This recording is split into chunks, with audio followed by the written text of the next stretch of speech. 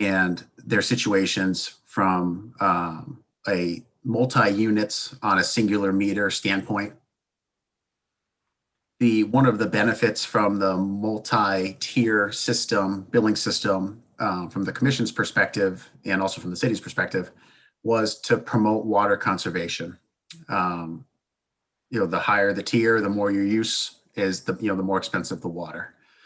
As I said prior, since then, we learned of many properties that have one meter and multiple units on them, and the intent wasn't to artificially drive up those. But again, in turn, that we understand that is happening. So now, we're looking to see what other options are available, or ways to potentially, mitigate this issue.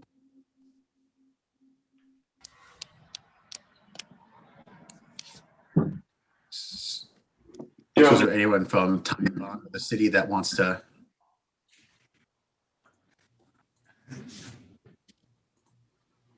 Okay. Thanks, Mike. Hi, Joe. Good afternoon, everybody. Evening, I should say. Let's see. Hang on while I try to. So some context, Mike. Sorry to put you on the spot. So yeah, no, it's fine. Provided, like I said, some additional data that was more comprehensive into the issue that was brought to our attention, which included many that have multiple users on a single meter. So a couple different. You can now share your screen, okay? I just enabled the screen sharing. I think that's what he was trying to do. Yeah. Thank you. Yeah. So Mike, whenever you're ready to take the reins. All right. Well, you're doing good. Thank you. All right. So like Joe said, I can't say Mr. Popolarczyk said, we were made aware of the concerns specifically regarding what we call multifamily residential accounts under the tiered rate structure, and the concern being that with these multifamily, they have one meter that serves a number of units, and that under a tiered rate structure, you're totaling all of that usage for the number of units and applying the tiers to that. And the concern is that that's more expensive and that's going to cost more. So what we did to evaluate this more, and I have to be frank, this doesn't come up. This is the first time it's come up in this amount of detail in 50 something of these similar evaluations.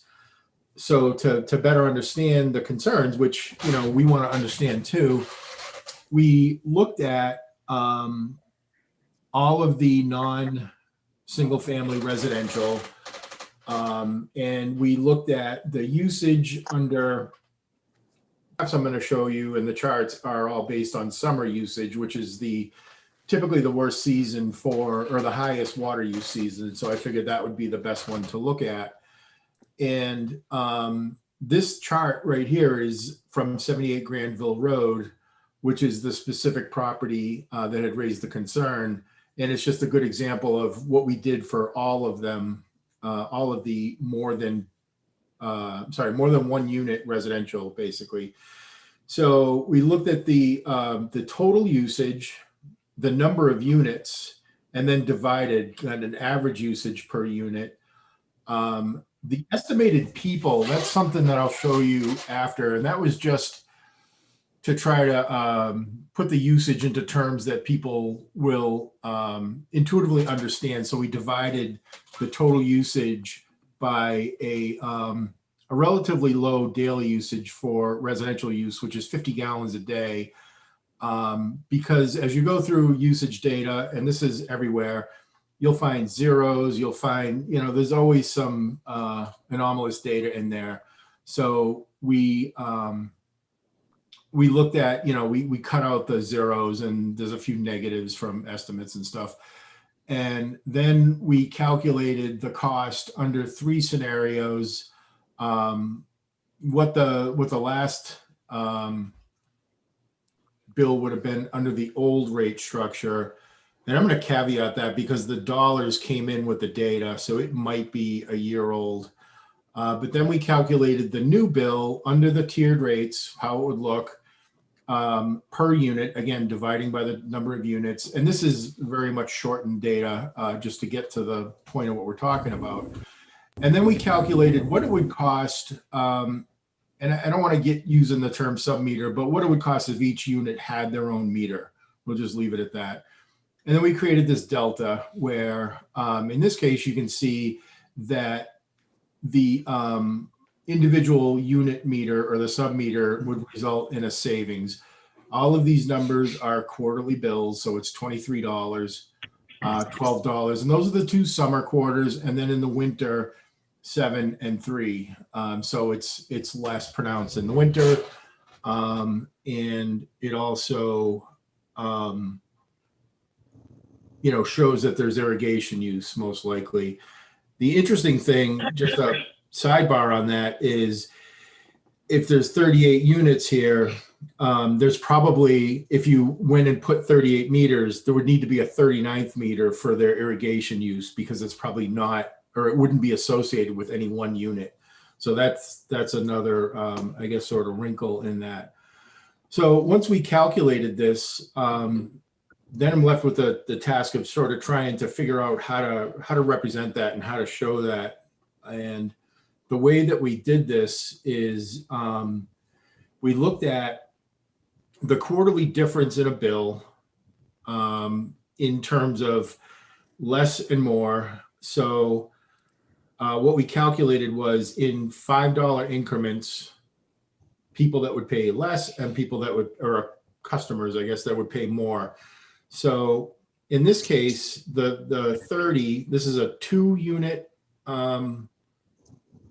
multifamily residential. So 30 of the 808 units would pay between $5 and $10 less per quarter if they had their own individual meters.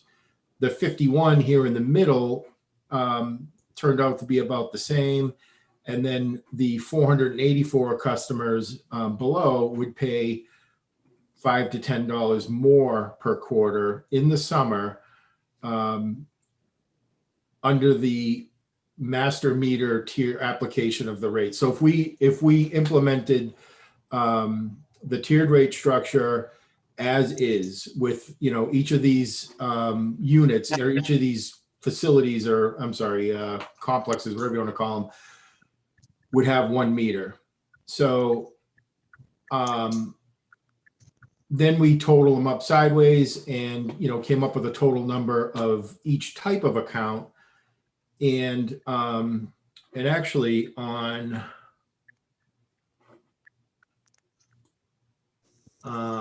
sorry, I have a bunch of stuff open here. I don't want to juggle too much, but I did add after the fact, here. And I'm not using forgive me, I'm not using the presentation mode because it gets too hard to jump around. But down below here, I wanted to see myself, and this is an example of, letting the data tell its own story. So I wanted to know of your total amount of residential customers, of which you have like 10,500, this would be duplexes or 2 families are about 7% of your residential. 3 families are 1.3 and like that, and it really drops off. So Westfield does have a fair amount of duplexes, I guess, and then considerably less of a percentage of the rest of the larger complexes in apartment buildings. And as a counterpoint to that, or a comparison point, one of the reasons why we looked at the tiered rates in the first place is that your typical single family residential customer would pay less. And that's the concept of the, like Joe was just saying, of the water conservation. So, and that is based on a 2.5 person family size using, I think, 80 gallons a day, which is what your reported average residential is. So this example that we were looking at down here is the Isabella, I didn't write down the Isabella Estates. And they are this number. They have 38 units, and they would be in the paying $25 less for the, at least for the 2 summer quarters, on their bill if they had their own individual meter. And then this breaks down, like I said, this is what we were showing before, where we looked at, you know, the usage, the cost, what it would cost, and the usages, just to understand, is when we show what the estimate would be with an individual meter, that's based on the average use, because we don't have that individual use. So there's always an averaging effect, at least when we're doing these kind of calculations, when in reality, if someone uses less water or has less people, their, savings would be higher or lower. So that is probably the crux and the best way that I could think of to show what are the impacts and how many people are impacted or how many customers are impacted. I'm just going to pause right there and see if anyone has I'm actually going to look at your faces and see if anybody has a question, or I just throw out a lot of numbers. Yeah, I'd like to chime in, Mike. So thank you for presenting all that. So one thing that the commission mentioned at the last meeting when these concerns were brought to our attention, is what we're trying to do, with the tiered rate structure, is to promote water conservation. As well, what we really want to do is make sure we're treating everyone, fairly and the same, right? So this chart in itself, shows all the unique, I shouldn't say unique, but the different circumstances and different situations that weren't originally thought of when the tiered rate structure was established.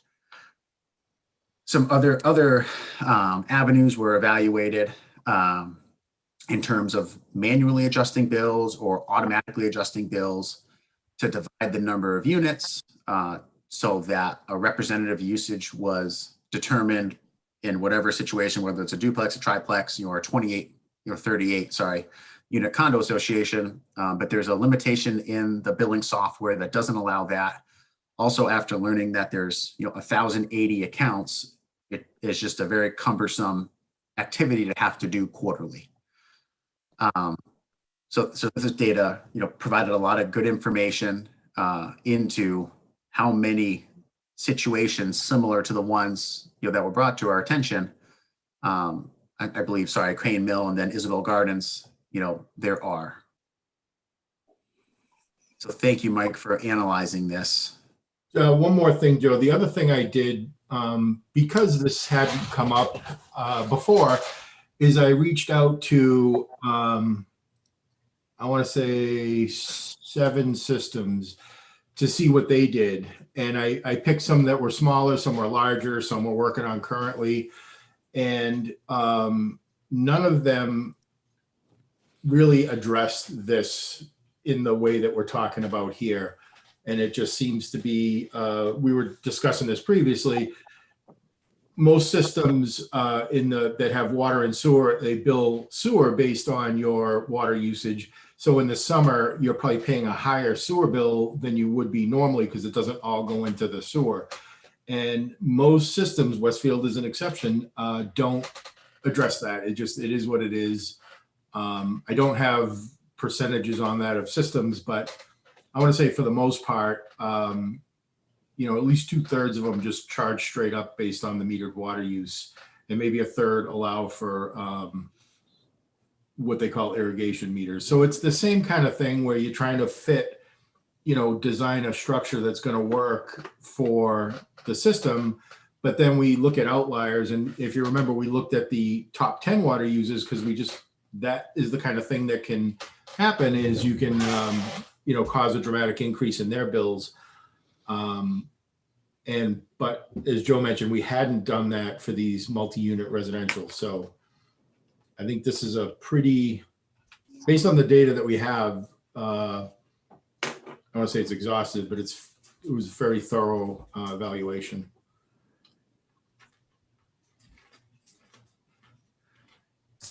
Yeah, thank you, Mike.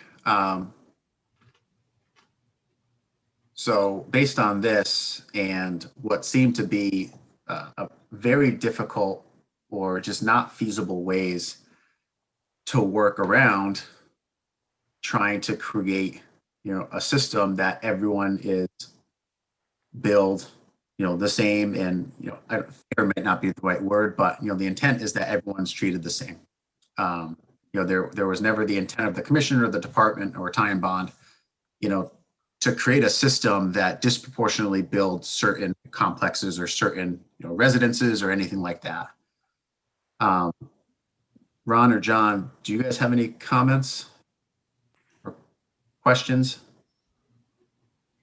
I guess I had a question regarding the data presented, Mike. Did those costs include, the base charge as well? Or was Yes. that just usage? Yes. Okay, thank you. That's a very good point, John. So the analysis also included additional meter was added, instead of a singular meter being the base charge being charged to the owner, there would be, 28 meters charged or 2 meters charged or whatever it may be. That chart still held true, and that, it wasn't by any means an equal divide, but there were enough, 150 or so, that would pay less. And then there was, I think there are 800 that would pay more, or 850 that would pay more.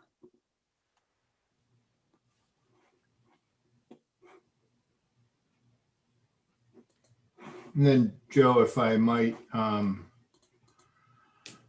share again.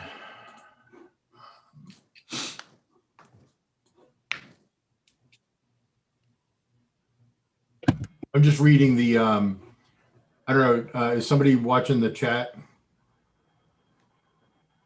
Yeah, I've been seeing the message coming in. We're trying to keep it, just no public participation as a part of the meeting tonight. Okay. But please, if people have comments or questions, please feel free to, submit them. We're still getting them and, keeping them under consideration. All right. Hang on. I think okay. So to put this in context too, a little bit, like you said, we had designed the tiered rates, not that we designed them, but we looked at the single family residential, and I'm trying to get this zoomed without jumping onto the other slide. So this is for a residential user with a family of 4 using 80 gallons. So this is a very robust residential user. And under this scenario, from the alternative A, which is keeping the same structure that you have and just adjusting it up, to the alternative C, what we've been talking about is DDD 20-something dollars a year. That would be different there, you know what I mean, a reduction. So it was, well, actually you can see it over here.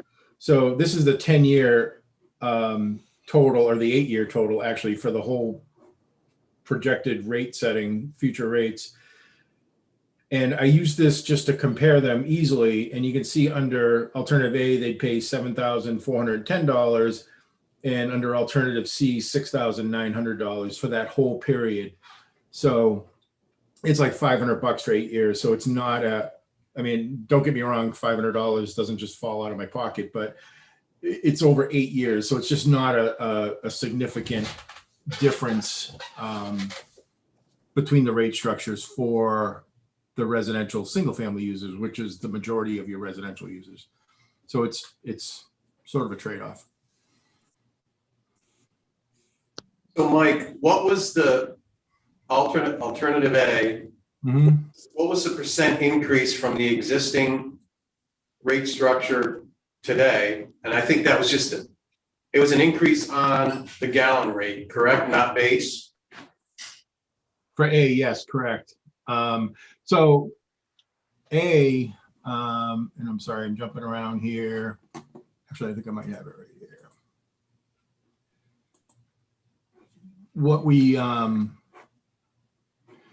do is we take that whole percentage and apply it to each part of the rate structure. So the usage and all the various base charges. And to answer your question, I'm assuming it's that rate number that's at the top of the respective bar, like in fully fiscal year 23, it'd be 2%. yeah, Or it'd be 3%, 3%. that's over the prior year, not over existing. Yes, correct. So, I had been, this is the model itself, and under, so you really can't you can't compare do nothing, like not changing any rates, to a different rate, because that doesn't generate enough revenue. Something that I may not have pointed out before clearly enough is that the three alternatives are all designed to bring in enough revenue. So from, if you're the water superintendent and needs to buy pipe and keep things moving, each alternative is equal in its ability to do that. It's really where the rate design comes into is what we're talking about, and customer equity and that sort of thing. But to answer your question, or to try to, this is at a lesser usage, a 2.5 person home, which is more realistic, is $50 a year under the alternative A, which is just keeping your existing rate structure and going with a tiered rate structure. So they would save roughly $50 a year, which is, right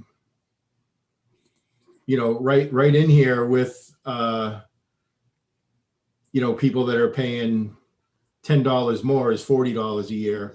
So it's really the same. Ironically, it's the same either way. The people, the 480 people paying $5 or $10 more are, as a counterpoint to that, there's 5,000 customers paying $50 more a year. So it's roughly the same either way.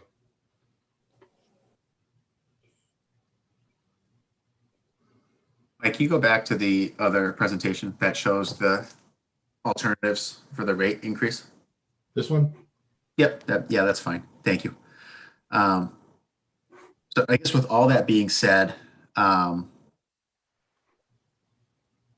the intent was to promote water conservation with the tiered structure, but there doesn't appear to be a way that everyone can be treated the same, just because of all the various unique circumstances that there are. And thank you, Jane, for continuing to submit those. And thank you for originally yourself and Isabel Gardens for bringing this to our attention. And before, the bills have gone out, which is why we're having the special meeting tonight, so that we can make an adjustment if needed or voted, ahead of the first round of bills going out under the new rate structure.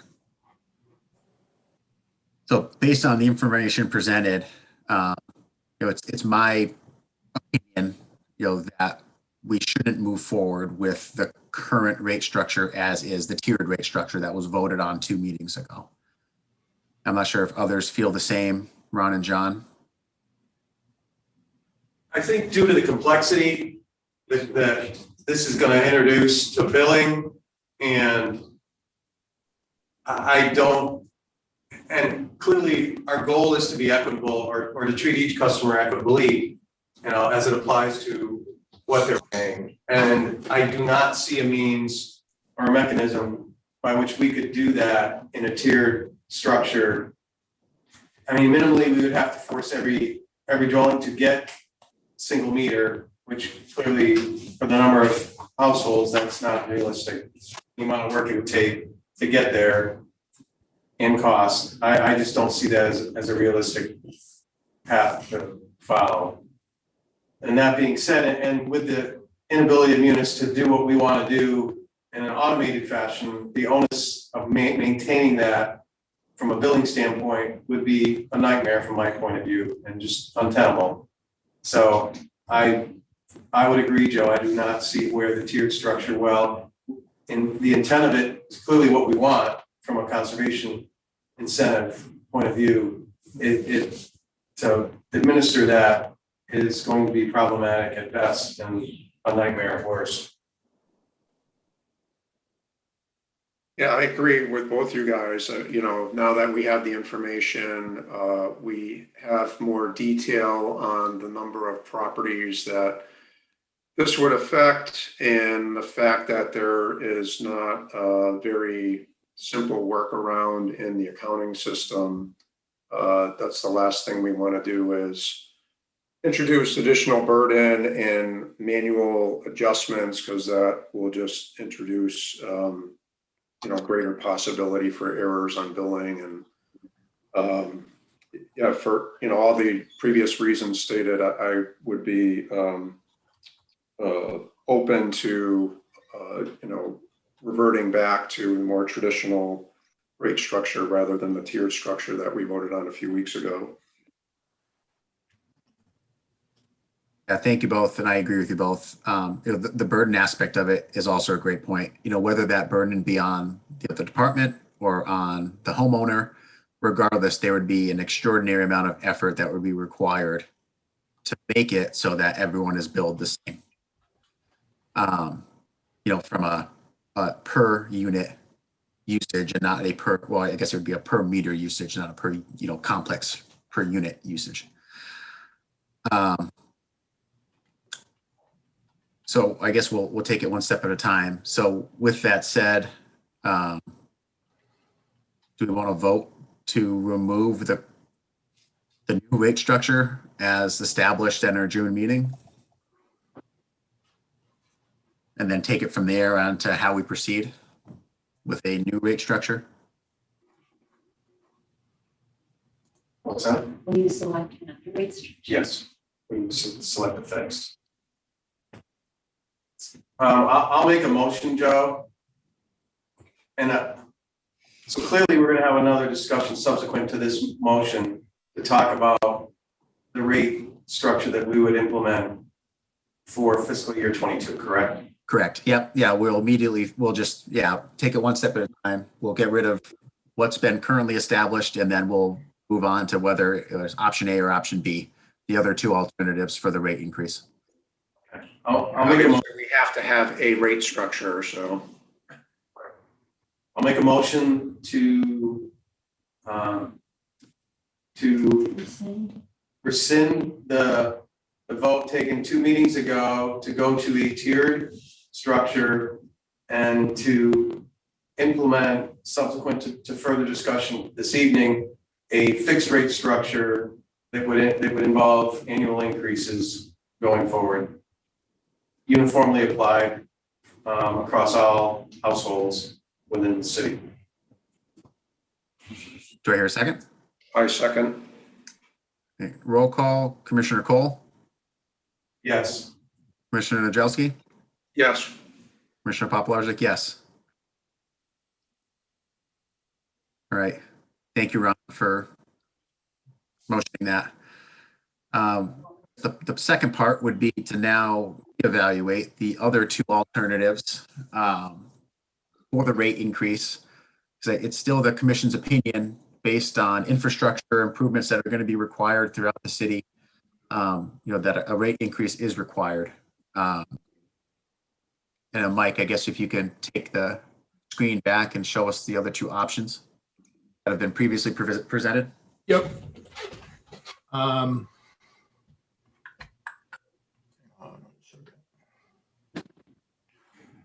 All right, let me find my share screen.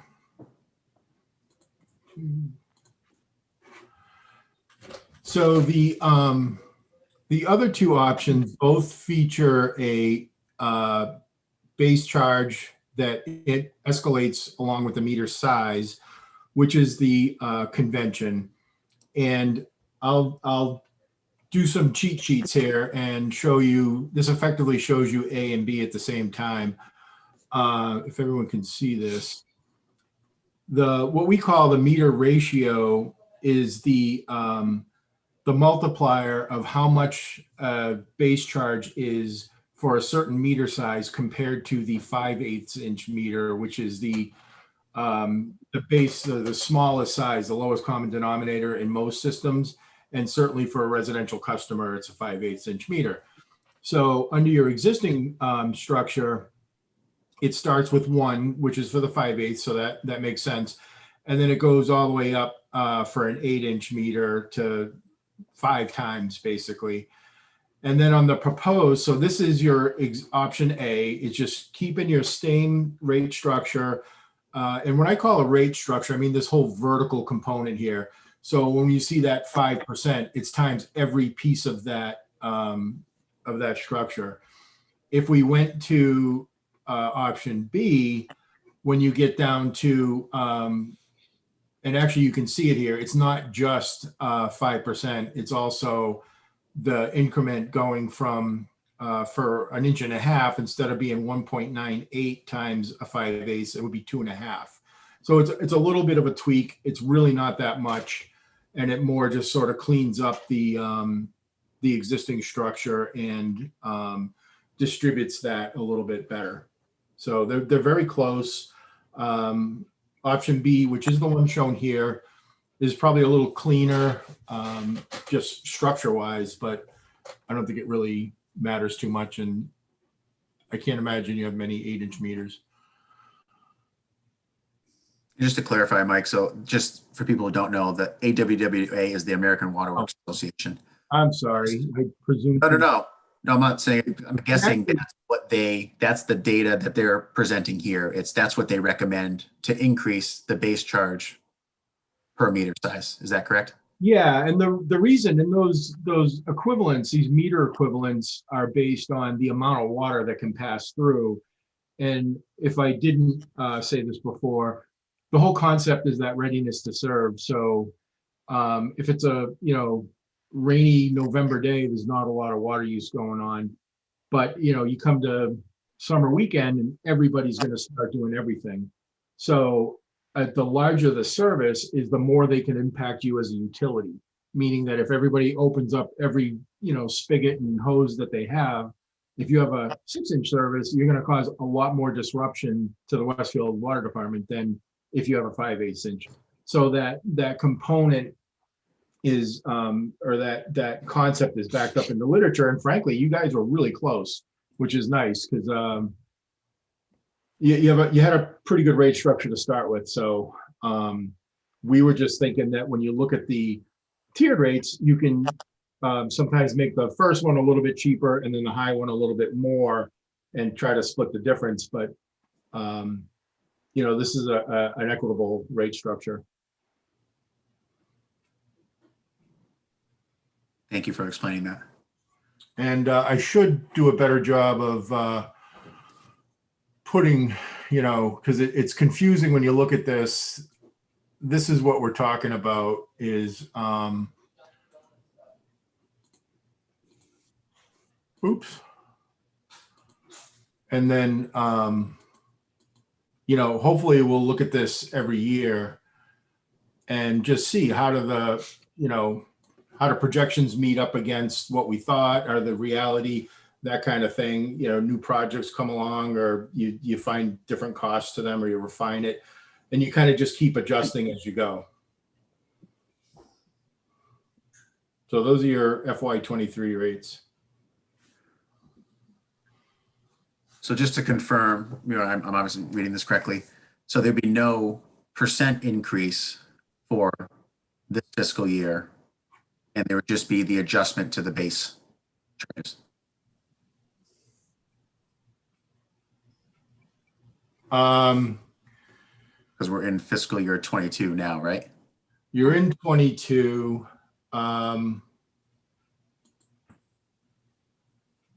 And I would want to make sure that those are these are what the rates would be. This is what, we're projecting that generates the revenue based on the projected usage and all that. I'm sorry, it's been a little while since we did the first part. So I'm trying to think of whether the rates that we're showing for 22 are no. So they're based on, I'd have to look, to be honest with you, just to see what they were. Joe, the way, just to be clear, I think the way that I'm reading this is currently we're at $4 and $326 per thousand. today. Be the bottom row, the consumption row. Oh, yeah, okay. FY '22 looks like it would go down, which I'm clearly not comfortable with. I know that the base charge does go up, and it only goes up for the higher tiers. The most common, and you guys tell me if I'm wrong, most common meters in the city are 5/8 or 3/4. Correct. They would be pretty much, so those, we have no material change in those two, which would be our, obviously our highest rate group. But we would have a decline in the gallonage fee to $4, which I don't think would be where we want to go with this. Yes, this is Will with Time Bond over here. I just want to take a moment to kind of speak about this a little bit over here. The consumption, so the $4 per K gallon usage in FY '22, that one is incorrect. It should be $4.32. And because of that, that creates a domino effect kind of that gets carried over. So the proposed FY '23,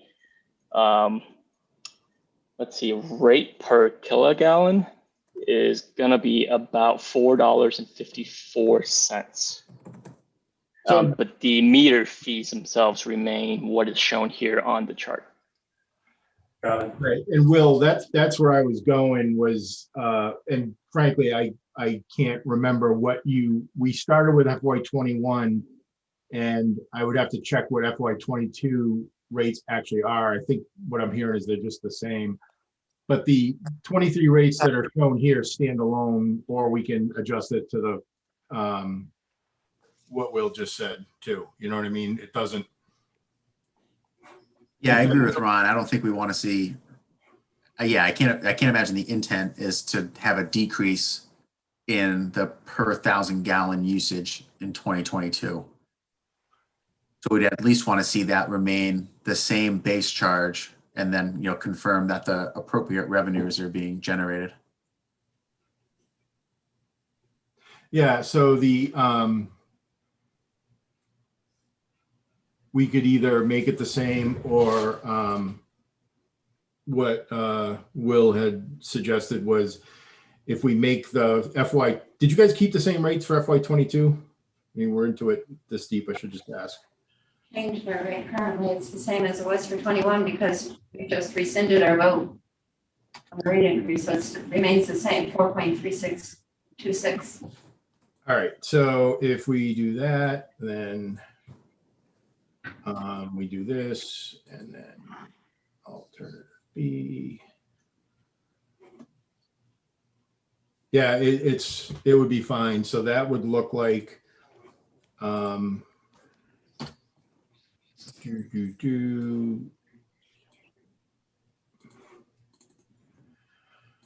excuse me for live editing in front of you.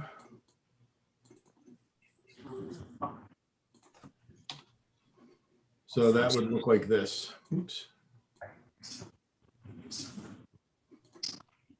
$4.52, $454 for usage, and then basically it's basically 5% off the FY '22 rates were the same as FY '21. Right, so the rates for this year would 5% rate increase. That's the short story right there. Yeah, that becomes effective. So next June, or next July, essentially. Right. Correct. Okay. And that, the purpose of that, just so we're clear, Mike, was we know that we're gonna have increased debt service based on all the work that we've done this year. And that 5% hurdle was to cover the debt service with all the work that's happened over the last, basically 18 months. Yeah, Right. and well, actually, the work that's gonna happen going forward. So this, the rates are designed to support both your, and I'm trying to look at this small. Yeah, there you go. So we projected the operating costs and then your capital costs, and look at the rates or the model holistically in terms of, the money going out and the money coming in. Is it enough to support it? And then And then the second, so first is, as a utility, you need enough money to keep the lights on and the water moving. And then, as a utility, you then want to look at your customer equity and see how you're billing people. But yeah, to answer your question, yes, the rates were designed, each alternative works, financially. So they will all support the capital improvement plan, the projected increases at the projected usage. So I see it's hanging out over here. So we projected flat usage. We could come back in a year and say, oh, wow, look, it went higher. The usage was, it's always a crapshoot when you're looking at historic data. Was that an outlier? Was it going to go up? That kind of thing. If the water use goes up, then your future rate increases will be less. If it goes down, there'll be more. And that's why I like to have people update it, at least check in on it annually. You're checking a half dozen numbers to see what reality looked like versus projections. And we're pretty conservative, so usually it's a pleasant surprise if it changes, but. Yeah, I think we have to look at it annually, and I also, based on the July we had, I wouldn't be surprised if our overall consumption is flat or decreases for the rest of this year. I mean, we'll see what happens during the rest of the summer, but. Yeah, I would expect that as well, John. It's just been so wet. Hey, Great point. I mean, this would be, irrigation's gone down. this would be our highest revenue quarter. Clearly, I mean, I don't say we bank on it, but the expectation is that this is our highest revenue quarter. And if it's been as wet as it has, there's risk that revenue isn't going to come to fruition. Yep. Yeah, your increase in, or your seasonal increase, your irrigation use is pretty high. It's 1.6, which, is dimensionless, but it's just a sort of rule of thumb indicator. And yes, that's what you would see is you hit the nail on the head. A wet July is results in less revenue. But we also show you, going into FY23 with 30% fund balance. So if you look at that, when you get there, you can either adjust some of your expenses, or that'll just, come out of the reserve, which is what it's showing here. For whatever reason, the net revenue is a little lower here. It's negative. And that's what the reserves tended to do. It just sort of evens it out. So, you might bump down to, and actually we'd be here, if we projected 24%, you could be at 22% or something.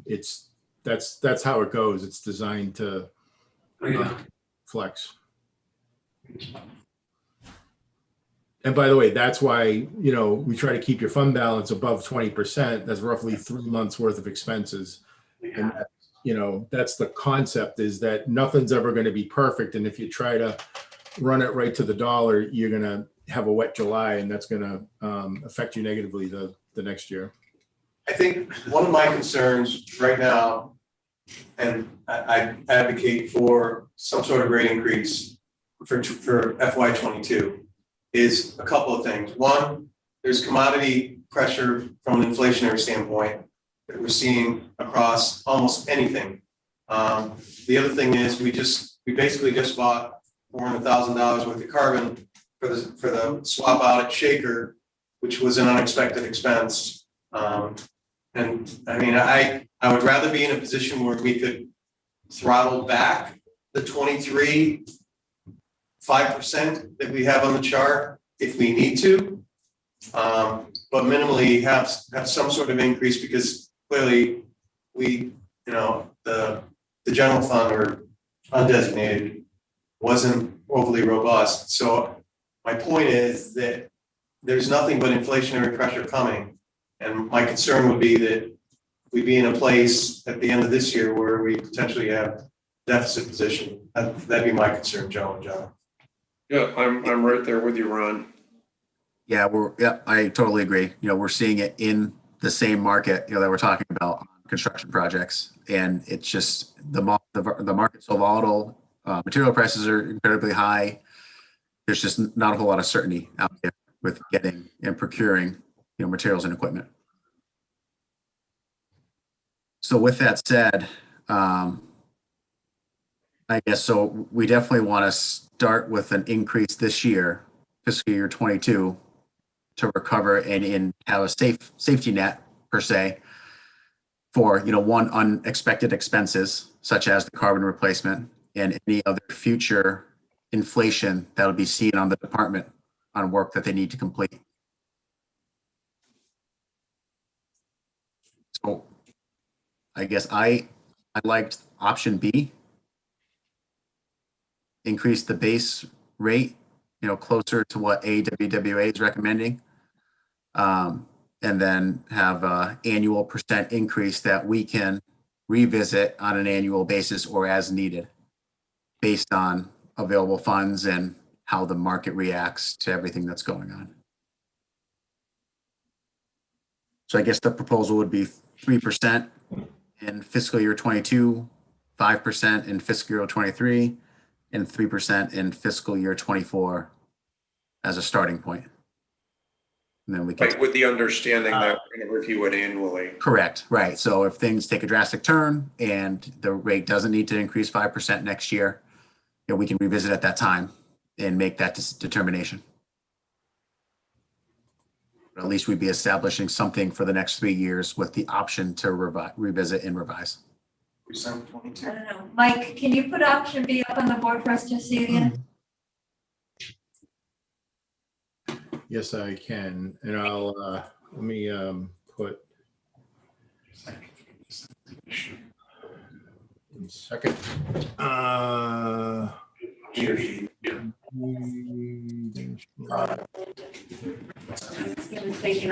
right. Sorry, bear with me. I did change that one number on the fly there, so I just want to get the right thing. Now I'm trying to find Zoom again. Share screen, share to, share. Okay. So this is the with 2 rate increases Joe just said. So you're in 22 now with these rates. It's no change in the, it's just the base, correct? So we were advocating 353. Correct. Yeah. So Mike, we were looking to increase 3% in this fiscal year. We're in 22. Right, another question, Joe. Yeah. Since we are already in the quarter, if we do an increase now, and maybe Hannah has to answer this too, when you make it effect, is it retro for July, or do we say it goes into effect, the next quarter? I know it makes it, I just don't know what our options are accounting wise, and are we able to do that? So I haven't pulled the bills yet for July. Okay.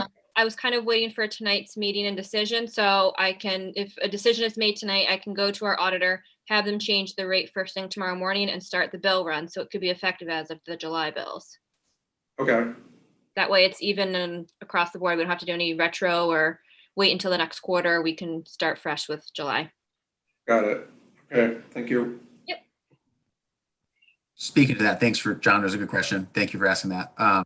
But my opinion would be to start it in July. The whole analysis is based on, again, July was an unusually wet month, so that's already going to hurt, the projections, I imagine. On the revenue side. Oh, I get it 100%. Yeah.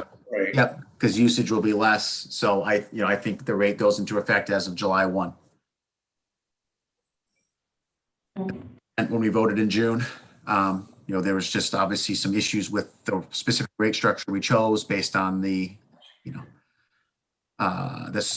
specific properties that exist in Westfield, and trying with the commission's goal of trying to make it fair. Yep. So yeah, so I think my opinion would be to enact it as of July 1 with that 3% or whatever we decide as a group, 3% or whatever. I think that's good. And Joe, I like what Michael is flashing here.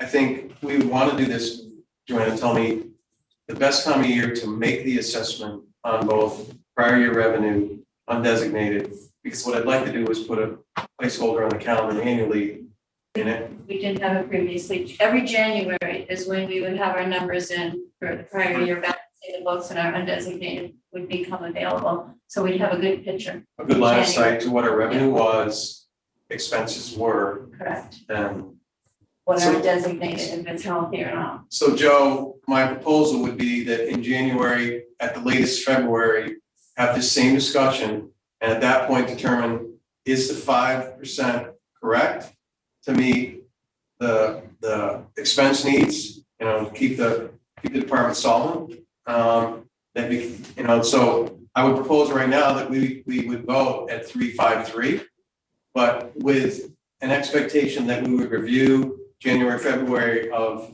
2022 and see if the 5% is truly needed for that fiscal year coming up in fiscal 23. Yeah, no, absolutely. Joanna, would that leave enough time for the department to be able to project well enough, only seeing the increased rate for half the year? Yes, that would be sufficient. Okay. Because we can, that's fine. Okay, yeah, then that sounds great. There's no reason not to. Yeah, will the department have the numbers January? We usually meet that first Tuesday in January. Would the department have the numbers by then? Or February more realistic? January is good. January is good. We have, Sure, our goals okay. are December, and outside auditor just has to certify them, and that happens every December, Okay. regarding any foreseen circumstances. But Yeah, January is a relatively quiet time anyway. We could always push the meeting to the second week or third week, whatever would need be. So we had those numbers if something were to come up. No, that's a great plan. And I agree, that should be part of the vote. Hi, this is William chiming in And I- again. Before a vote is taken, I just want to kind of clarify a little bit something here on this screen. I think Ron mentioned that there was an unexpected expenditure of 40, or is it $400,000 for the granular activated carbon? 400,000. That just, $400,000. Okay, so the projection that is shown here for FY22 indicates what we were projecting before we knew what was happening with that unexpected expenditure. So we would technically have to take out that 400,000 to kind of show what a approximate expense is looking like, or retained earning is looking like for fiscal year 22. Does that table also reflect the rate increase that wasn't originally included in the analysis? Yeah, Joe, I just want to be clear. You said a 3% rate increase for FY22. Yep, That means starting now, this month, this July, so it's the whole entire. correct. The Okay. whole year, whole fiscal Okay. year. Yep. So, yeah, then that's built in. Okay. And, to what we had budgeted for capital was that starting in FY23, I'm just looking at what the costs are here. So we had budgeted 873,000 in capital. So that's one of the things you do when you check in annually is to say, okay, water treatment plant, is that on track? Is that, does it move into history or does it move further in the future?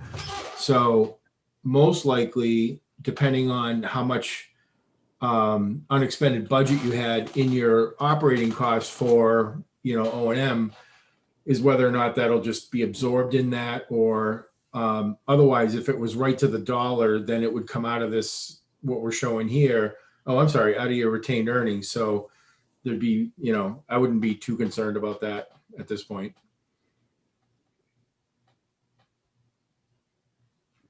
It's been a long day. Did that make sense? Yes. Yeah. Yes. So Mike, just to confirm, all of those cells moving from fiscal year 22 towards fiscal year 30 are up to date with the 3% increase in fiscal year 22. Yeah, and if we, if you made Okay. it 10, then it would, eventually change. Oh, it can't because of that. Let me check that because that was the first year.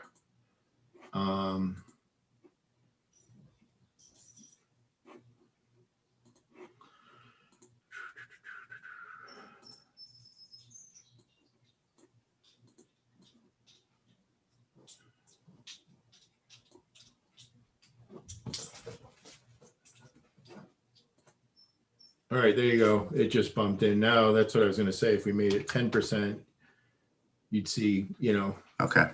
So yeah, it's live. Okay. So those, I was more concerned, before this was updated, the numbers towards fiscal year 30 were dropping into, I thought, the 17s. So this is, Yeah. the rate increase this year will help with that shortfall or that unexpected cost from Correct. the carbon changeout. Yeah, the end of them always have a lot of times you'll see like a 5% at the end. I don't know what it is. Honestly, I think it's just the capital we project at the end is less accurate, and there's just stuff that's not been accounted for. So Sure. it's really not, it's like any projection. The further you go, the less certain it is, but it gives you an idea what to expect.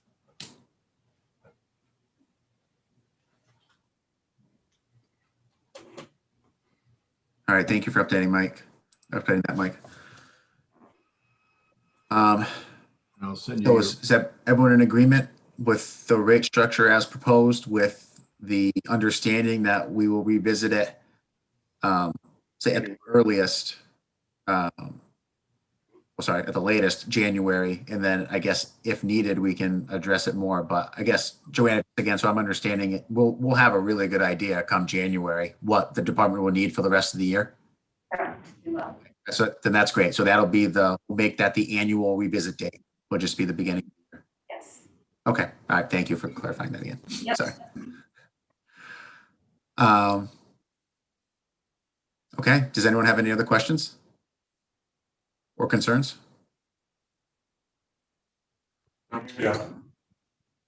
Joe, I was All right. looking at some of the chat questions. I mean, the last one I saw here was someone had a question. Conservation means less water usage and less income. Does that mean that the more we conserve, the more rates will increase? That is the way the world works now. Yes, that is how it works.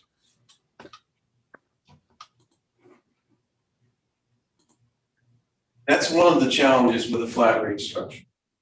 Yep. The cost is equally shared across all households in the community, because you can't charge more for the households that are using the most of the resource. So at the end of the day, and that again was our reason to lean towards a tiered rate structure to help to better cost share where the majority of the water is being used. That one of the downsides of flat rate structure is, let's be honest, that this isn't free, and we're certainly right now in an inflationary cycle, and we need to cover the costs of the department. And I would tell you that we've done everything we can at this point to reduce overtime, to take costs out of the system. And one of the questions I asked Fran while we were talking is, have the cost of chemicals gone up? And they absolutely have. And it's even more so in wastewater, where chemicals are more prevalent in the treatment of wastewater. So like it or not, we have to keep the department solvent, and we're doing everything we can to take cost out, but at the same time, we're seeing cost increase, and wages go up. I mean, they're nominal, but wages go up. How many open positions do we have right now? 4. Right now we have 4 open positions. So clearly we've done everything we can to run as tight and lean as possible. But at the end of the day, the answer to that question is, if conservation really takes hold, then the cost per gallon has to go up to cover the cost for the department. Because most of what we experience here is a fixed cost environment. That our costs don't increase dramatically with higher usage. Tell me I'm wrong, other than the cost of chemicals. You know, those are the things that we face, and I hate to answer that question the way I am, but, you know, and I think Mike gave us the head nod. Yeah, that's the way it works in a fixed cost or fixed rate environment. Yeah, the likelihood of chemical costs decreasing over time is pretty low, I would say. Right now. Yep. Just to refresh people, we did carry a 3.5% escalator on your operating costs. So hopefully over, you know, it's not going to exceed it too much over that. I mean, our wage increases are probably below that. Is that fair? Correct. But I would tell you inflationary costs for supplies and whatnot are probably well above that.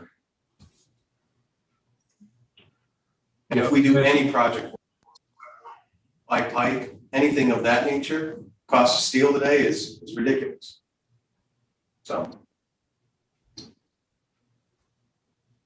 Go ahead, Mike.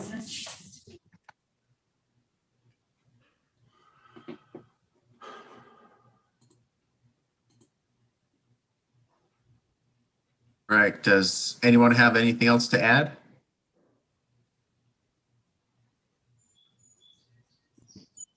Or any other questions? Okay. If there's nothing else, do I hear a motion to enact the rate structure as proposed with an annual revisit date of January of the beginning of the following year? Sure, I'll take a crack at it.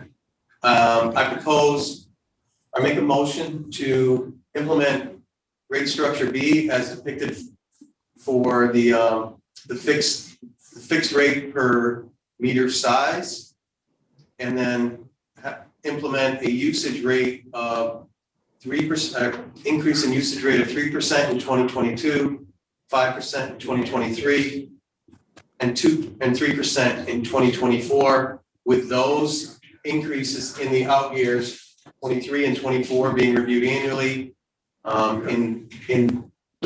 at the January meeting each year. Do I hear a second? All in favor, roll call. Mr. Chairman, Oh. on the gentleman's motion, it's not just the usage rate that goes up, it's all the rates. It's a across the board increase. So I just want to make sure that that's So it goes up based on the multiplier and based on the percent? yeah, so it's really a 3% rate increase across the board, across, you know, I don't know if you want to call it across the board, but across all elements of your structure. And then next year, a 5% and then a 3%. So it's because some systems do hold the meter charge, they escalate them differently or whatever.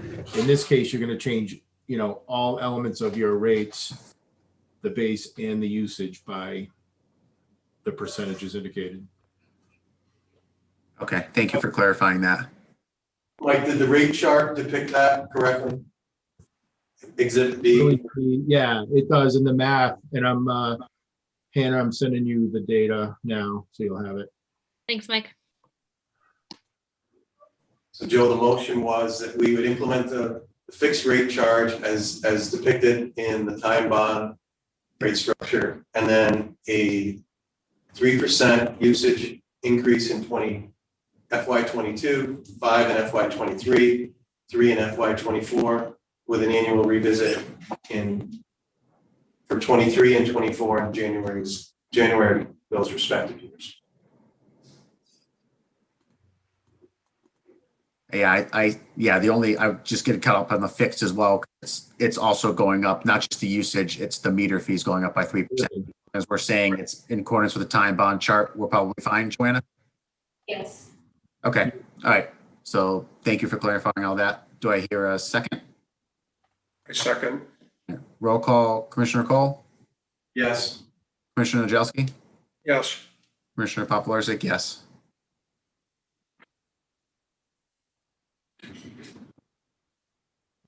Thank you, everyone, for joining, and again, for everyone for bringing those situations to our attention.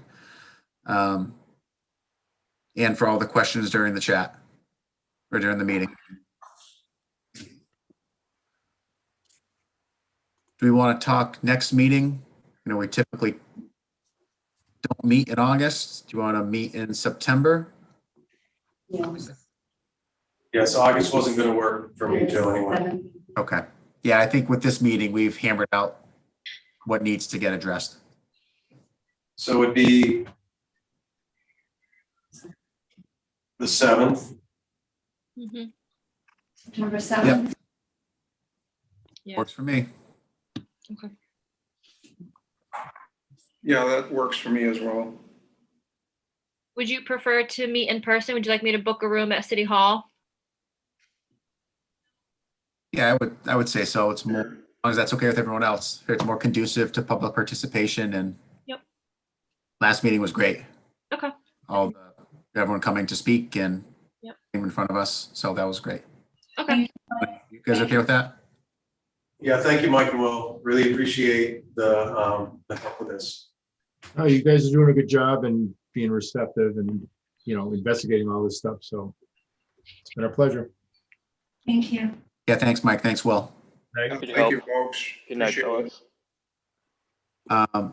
So it'll be Tuesday, September 7th at 7 o'clock in be determined.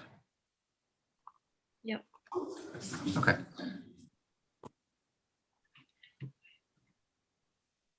Thank you all.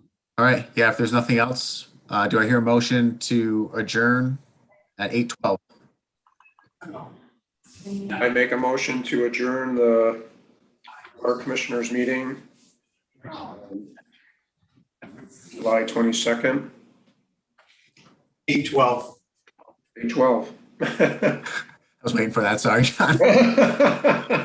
It's been a long day. Yes. Do I hear a second? Second, All right, roll call. Commissioner Cole, yes. Commissioner Jelski, Yes. Commissioner Papalarzik, yes. Hannah, you have been capturing minutes, right? Yes, I hadn't written anything down. All right, great, thank you. You're welcome. All right. Thank you very much, everyone. Anything urgent comes up, let us know and we can, talk about an August meeting. If not, we will plan on meeting in September. Have a happy Labor Day, everybody. Yeah. Yeah. Thanks, everybody else. Yeah.